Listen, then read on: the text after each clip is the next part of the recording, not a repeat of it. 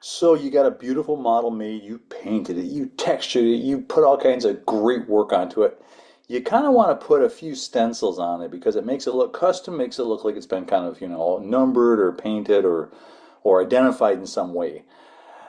The system, as you well know, in Substance Painter lets you have certain stencils that they give you in the system. But what if you thought, I want to do a custom stencil? It's way better to do your own work than it is to just use whatever stuff shows up in the software, right? So I want to show you how to do that. I'm going to share my screen. We're going to go to, first of all, we're going to go to Illustrator, which is where we did a logo. Maybe you remember. So here's my logo. It's just a simple outline. I fooled around with it. We talked about how to do this before. Now what I want to do is show you, if you go to Photoshop and make a new document, this is what you want. So bring in your Illustrator file, invert it. It's easy to do. Command I or Control I. And then what you want to do is just save this as a PSD. You can use it as a straight PSD file. You don't have to save it in any special format. BMP, PNG, TIFF, JPEG, any of that stuff. Now you go to Painter and say, here's my amazing ship, I'm thrilled.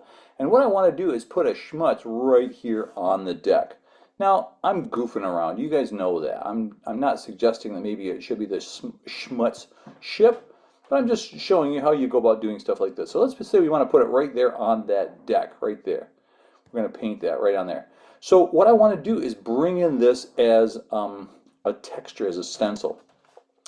As you know, basically everything in Painter is a layer.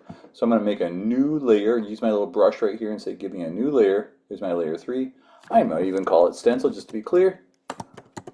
And then what I'm going to do is go get a stencil. Now, if you don't have this in here, it won't see it. So you first have to import that resource. Import resources under the File menu. Here it says, Zoom. It's always in the way. Add resources. Go find me my stencil test copy.psd, open that, and then it says it's undefined. What would you like that to be? I would like that to be a texture. It will give me access to it in my stencil menu if it comes in as a texture. And then I say, yes, I do want to incorporate it into this current open project, and now I'm ready to go. Import. Zoip. Nothing happens, apparently. There we are on our new stencil layer. I'm going to roll down here. Whoops, I better get a brush. Don't use the eraser, and don't do that. See here, I've got the brush tool up at the top. You can even see in the properties, it says eraser. So let's go to brush, properties, paint. Awesome. And I've already got a stencil in there because I did this before. So I'll shut that off. You see, you zip down here in your properties menu, and it says there's a stencil already. So let's say we don't have a stencil, we want to do one. I'm going to click on the stencil resource right here inside my properties menu. You see where I am, way down at the bottom. Keep scrolling, no, keep scrolling. There we are, stencil, no resource selected. I want to pick one. If you search for whatever, it'll give you the whole thing. You can put type in there and things like that. But if you search for whatever you called your stencil, and then mine starts to show up right about there. There it is right there. That's the one that we just imported. So I grab that. It comes in like that. As you remember, you hold down your S key and you can rotate it with the first button. You can move it with the second button. You can scale it with the third button. So once you hold down the S key, you can do all those things.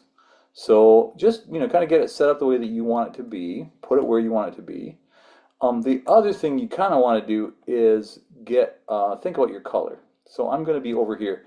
You'll notice in my properties right now, my material, that my material base color is white. So maybe that's fine. If you want to paint a different color, that's where you change it right there. So I'm going to go ahead and get in here. I've got a brush. I don't know what brush I even have selected, but I'm just going to go ahead and paint on my stencil there. And it looks like it's working pretty well. So I'm just going to click on my eraser so I turn that layer off, the stencil layer off.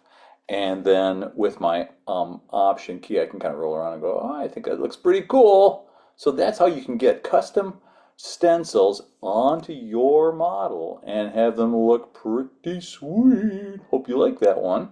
Kind of a fun trick. I will share more as needed, but I hope you're having some fun with this project. I look forward to seeing the awesome things that